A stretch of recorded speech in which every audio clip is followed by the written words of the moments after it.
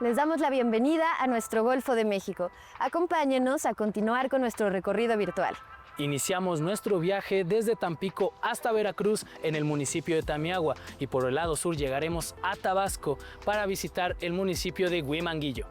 Y hablando de Tabasco, ahí se ubica La Venta, un sitio arqueológico olmeca clave donde se encuentran 4 de estas enormes cabezas de piedra. Además de su gran tamaño, se caracterizan por rasgos como nariz ancha, labios gruesos y una especie de tocado o casco que se cree servía para identificar a gobernantes y guerreros importantes. Sin duda alguna, es un lugar a visitar en el municipio de Huimanguillo, que está a tan solo 2 horas de Villahermosa, Tabasco. La Venta, cuna de cabezas colosales. Hace más de 3000 años, en el corazón de Tabasco y Veracruz, floreció la cultura olmeca que fue catalogada por arqueólogos del siglo XX como la más antigua de Mesoamérica. Su desarrollo tuvo lugar entre los años 1200 y 400 antes de nuestra era, aunque es posible que hayan comenzado a poblar algunos sitios alrededor del año 5000 antes de nuestra era. Y 600 años después, finalmente lograron consolidarse como cultura. Por otra parte, algunos investigadores han propuesto que hablaban la lengua madre de la que derivó la actual lengua mijezoque. Los olmecas fueron la primer cultura mesoamericana en establecer un sistema político de carácter teocrático centralizado y con una compleja jerarquía social delimitada por gobernantes, sacerdotes, comerciantes, artesanos, agricultores y esclavos. También destacaron en aspectos como el cultivo del maíz, frijol y calabaza, la base de la milpa, y el cacao por el intercambio de productos como jade, cerámica decorada, serpentina, plumas de quetzal, obsidiana, conchas marinas, textiles, chapopote y sal. Además, crearon las primeras manifestaciones de escritura con glifos, sistemas calendáricos, rituales complejos como el juego de pelota y la elaboración de diversos tipos de esculturas como enormes cabezas, máscaras, figuras, altares y estelas. Su arquitectura está compuesta por plataformas, plazas y centros ceremoniales. Un ejemplo de esto se puede apreciar en uno de sus grandes centros regionales, conocido como La Venta, el cual está localizado en Huimanguillo, Tabasco. Conformado por 6 complejos arquitectónicos que contienen elementos como patios simétricos, recintos rodeados de columnas de basalto con ofrendas de jade, serpentina y figurillas, una gran pirámide de 30 metros de altura y la Acrópolis de Stirling, nombrada así en honor al arqueólogo Matthew Stirling, proveniente del Instituto Smithsoniano. Asimismo, dentro de La Venta es posible encontrar algunos altares, estelas y cabezas colosales hechas de piedra volcánica traída de diversos lugares. Estas últimas se caracterizan por contener cascos y rasgos masculinos como mejillas carnosas, narices chatas y ojos almendrados. Varios expertos han señalado que dichas cabezas son la representación de gobernantes, sacerdotes, jugadores de pelota o héroes mitológicos. No obstante, su verdadero significado aún es todo un misterio. Gracias a actividades como la pesca, la recolección y la cacería, la población comenzó a crecer gradualmente.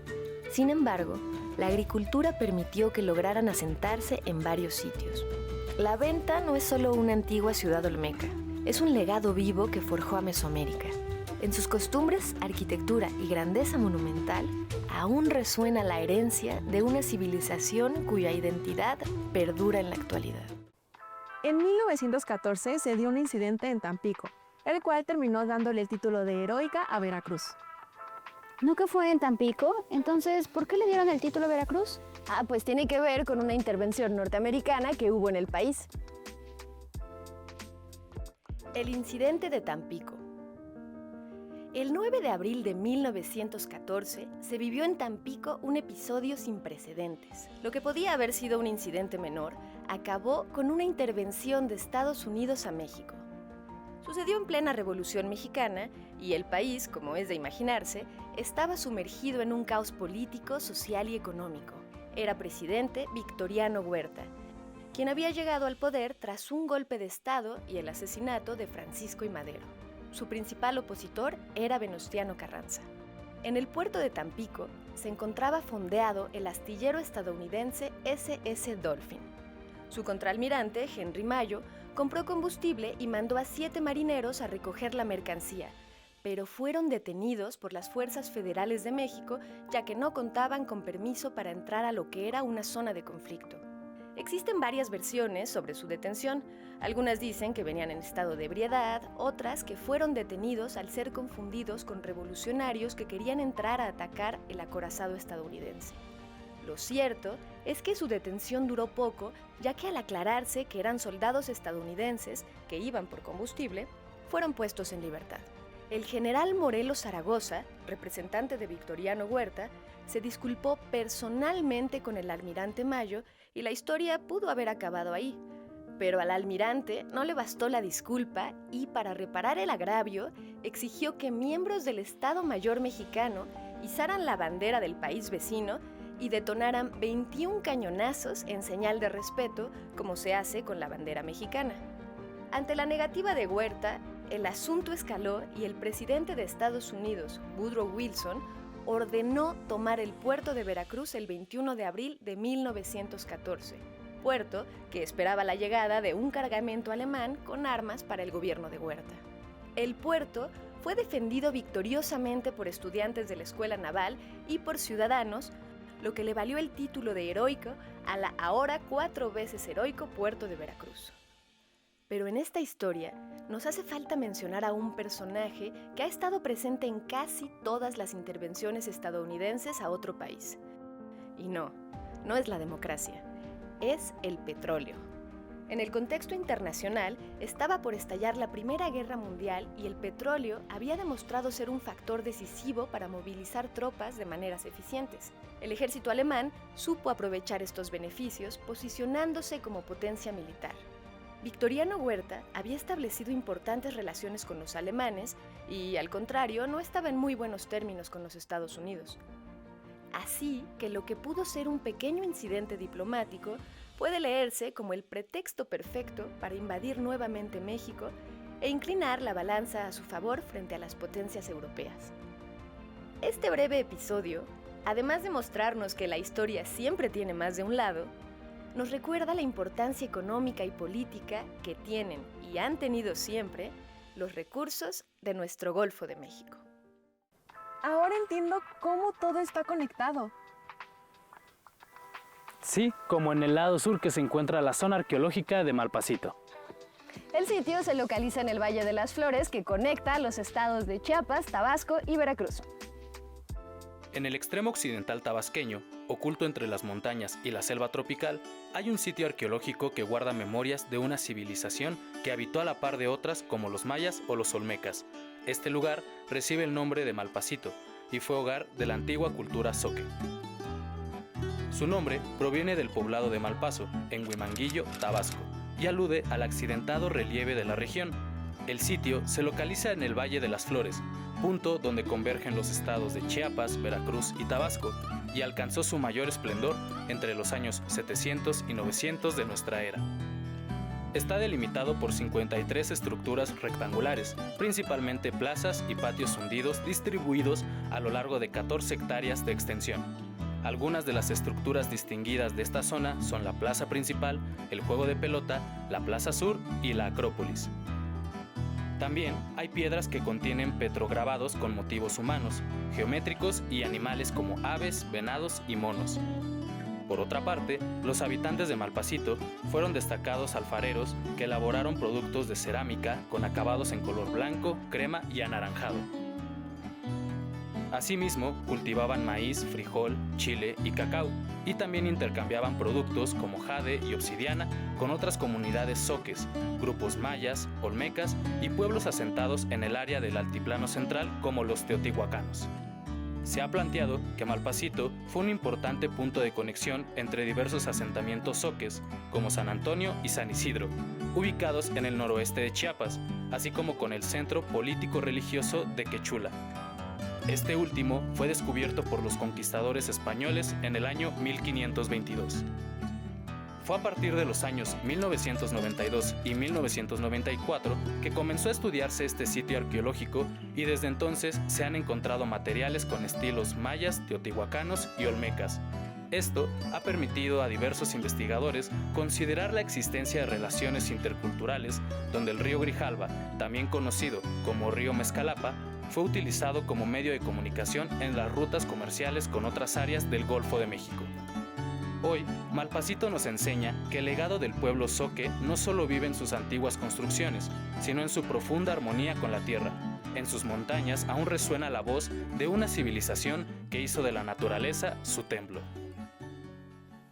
La laguna de Tamiagua es una de las más grandes del país, ubicada en la costa norte de Veracruz, frente al Golfo de México. Es una laguna costera con manglares, esteros y canales que conectan con el mar. Y dentro de la laguna se ubican varias, como la Isla del Ídolo, con vestigios arqueológicos prehispánicos.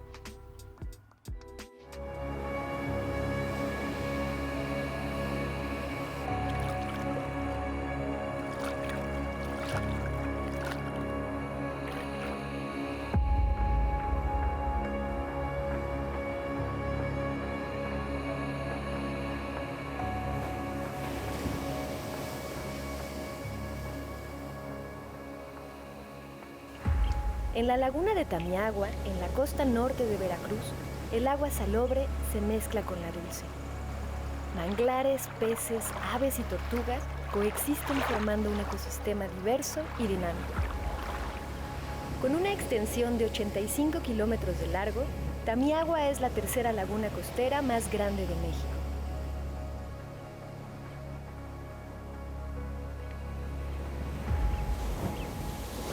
Está parcialmente separada del Golfo de México por una barra arenosa llamada Cabo Rojo y se conecta al mar a través de dos bocas.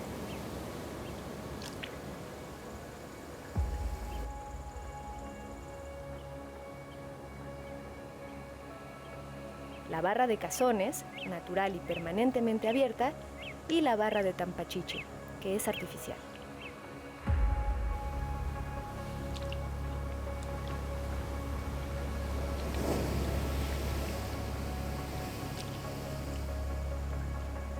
Alrededor de la laguna se desarrollan diversos tipos de vegetación, como dunas costeras, selva baja caducifolia,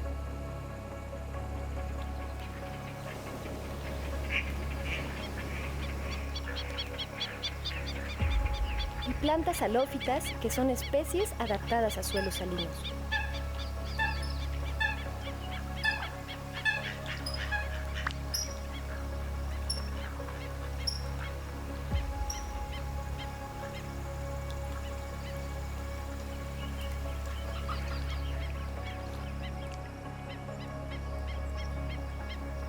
La laguna también alberga tres islas principales: El Ídolo, Del Toro y Juan Ramírez.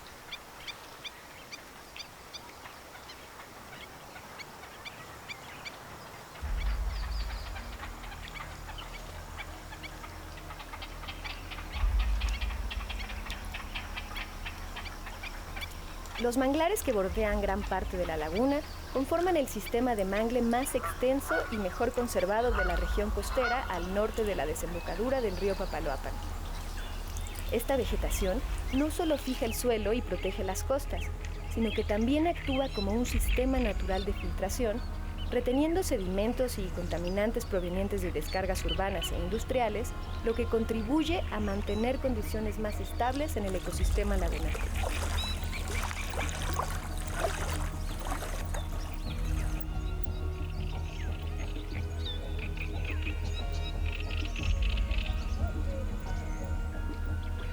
La riqueza biológica de Tamiagua es notable.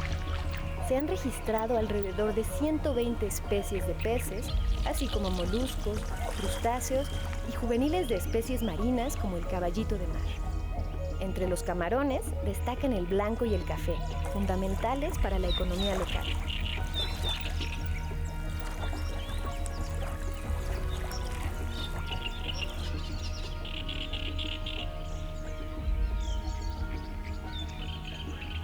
Además, Tamiagua funciona como corredor biológico para aves residentes y migratorias que utilizan sus ecosistemas para descansar, comer o refugiarse. Pelícanos, garzas, gaviotas, patos y aves rapaces forman parte del paisaje cotidiano.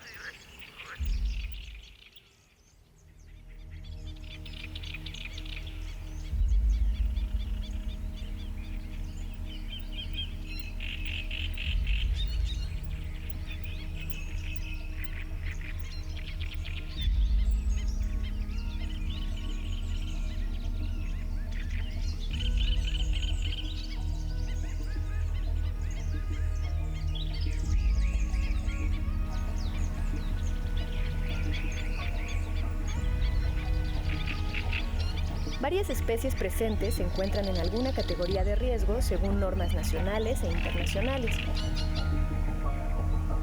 incluyendo la tortuga verde, el caballito de mar rayado y aves como el loro cabeza amarilla y el halcón peregrino.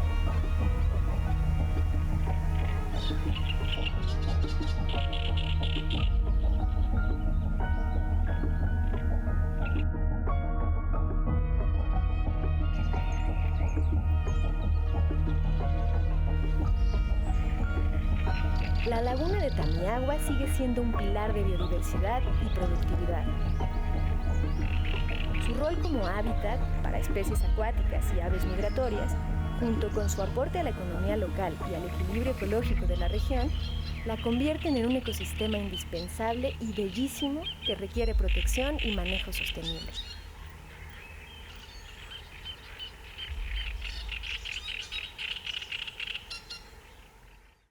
Se me antoja un chocolate, el alimento de los dioses. Cuenta la leyenda que Quetzalcóatl le regaló el cacao a los toltecas como fuente de sabiduría y energía. De hecho, el cacao era tan valioso que se ocupaba como moneda. El xocuatl era una bebida amarga, reservada solo para dioses y guerreros. Posteriormente, tras la conquista, el cacao viajó a Europa y se convirtió en el chocolate dulce que conocemos hoy. En el Golfo de México, donde el verde se confunde con el horizonte, crece el cacao y su semilla que estuvo destinada a cambiar al mundo del sabor. Testigo del ingenio y la espiritualidad de los pueblos originarios, este fruto y sus semillas son más que un simple alimento, son memoria, cultura y vida. El origen y domesticación de esta especie es la región amazónica, y los vestigios más antiguos del uso del cacao en Mesoamérica datan del 1900 al 1800 antes de nuestra era, en Chiapas y Veracruz, donde los olmecas fueron los primeros en cultivarlo. A partir de ellos, mayas y mexicas heredaron su uso y significado. El cacao no solo nutría el cuerpo, también alimentaba el alma, ya que era símbolo de poder, abundancia y conexión con lo divino. Su nombre científico, Theobroma cacao, significa alimento de los dioses, y la palabra cacao deriva del maya cacaú, de cac, rojo, y cau, fuerza y fuego. Con sus semillas se elaboraba una bebida amarga usada en ceremonias religiosas y rituales de fertilidad, además de ser una ofrenda sagrada. Entre los mexicas, sus semillas llegaron a tener tanto valor que servían como producto de trueque o moneda. Con ellas se pagaban tributos, se vestía a la nobleza y se sellaban alianzas. Con la llegada de los españoles, Hernán Cortés comprendió el valor que el cacao tenía en la cultura mexica y lo llevó a Europa. Allí, al mezclarse con azúcar y canela, perdió su sabor amargo y nació la bebida que conquistó al viejo mundo. Pero su éxito se tradujo en la creación de plantaciones en América, el trabajo forzado de miles de personas mesoamericanas y africanas y un rastro amargo en su historia. Hoy, en las tierras fértiles de Tabasco, Chiapas y Veracruz, el cacao sigue siendo raíz y orgullo. En México se cultivan 3 variedades: el criollo, que es un fruto largo y delgado, de aroma y sabores delicados, considerado uno de los más finos del mundo; el forastero, de cáscara dura y lisa, ligeramente ovalado y pequeño, y sabor amargo, pero más resistente que el criollo; y el trinitario, un híbrido resultado del cruce del criollo y el forastero con características de ambos. El cultivo del cacao enfrenta problemas de plagas y enfermedades, desafíos climáticos como sequías y lluvias torrenciales, la degradación ambiental, la pérdida de sabores tradicionales y la competencia internacional. Sin embargo, nuevos proyectos de sostenibilidad y comercio justo buscan preservar su cultivo ancestral, fortaleciendo la economía rural y la identidad cultural. Del ritual sagrado a la industria global, el cacao ha recorrido un largo camino. Hoy es materia prima para alimentos, cosméticos y medicinas, pero en México sigue siendo identidad, arte y sustento. El cacao nos recuerda que el pasado nunca está tan lejos, que cada trago de chocolate cuenta una historia que comenzó hace más de 3000 años, cuando el Golfo de México le dio al mundo el sabor de los dioses. Queremos agradecer a todas las personas involucradas en la realización de este programa y en especial a las instituciones que nos asesoran para que la información que aquí damos sea confiable. Y antes de irnos queremos recordar a un artista, un ícono de la música tropical mexicana, además de ser un símbolo cultural en Tabasco. Hay personas que trascienden más allá de donde nacen. Los mexicanos nacemos donde se nos da la gana. Y un ejemplo de un personaje adoptado fuera de su ciudad de origen es Chicoché, el músico nacido en la colonia Narvarte de la Ciudad de México, que fue un símbolo en Tabasco, en donde incluso hay una estatua en su honor. Chicoché, tabasqueño honorario. Ocupar un espacio en una comunidad y que te acepten como parte de ella no es tarea fácil. Y lo es más cuando tu sitio de nacimiento no es el mismo de crianza. Sin embargo, hay casos donde esto no es un impedimento, donde la comunidad acepta a quien, aunque fuereño, se encarga de escuchar y hasta representar con orgullo el lugar donde decidió vivir. Este es el caso del Ciclón de Sureste, del hombre del overol, Francisco José Hernández Mandujano, también conocido como Chicoché. Nació el 7 de diciembre de 1945 en el entonces Distrito Federal. Hijo de tabasqueños, fue criado en ese estado, lo cual resultó en que el artista se sintiera más tabasqueño que chilango. Aún así, residió en ambas ciudades hasta su muerte a los 43 años de un derrame cerebral en la delegación Coyoacán. Desde joven, demostró una inquietud por la música, lo que lo llevó a tocar instrumentos como la guitarra y el saxofón. Sin embargo, inicialmente no iba encaminado a una vida artística, ya que estudió un semestre de Derecho en la Universidad Juárez Autónoma de Tabasco y formó parte de la banda de guerra en la Academia Militarizada Benjamín N. Velasco en Querétaro. Durante su carrera musical, Chicoché reflejaba en su arte mucho de la vida y problemáticas de la sociedad mexicana de aquel momento. Canciones como ¿Dónde te agarró el temblor? Son prueba de ello. Pero fue Tabasco donde el concepto artístico de Chicoché tiene su origen. Derivado de lo anterior, se recogen en sus canciones formas lingüísticas propias de la región como de quechón, tonsque mami o quempompo, frase propia, que habla de alguien que presume de sus compras recientes.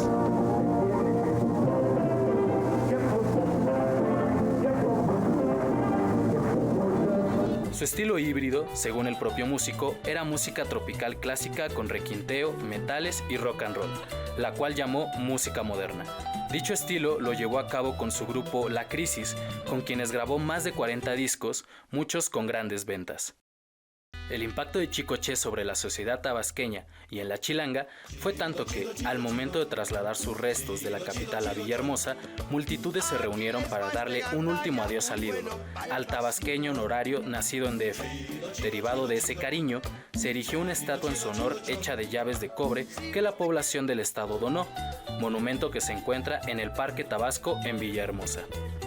Chicoché entendió que llevaba Tabasco en cada parte de su cuerpo desde el momento de su nacimiento. Lo expresó en sus ritmos, en sus letras, incluso en el concepto mismo de lo que implicaba ser Chicoché. Se aseguró de que el estado sureño fuera representado.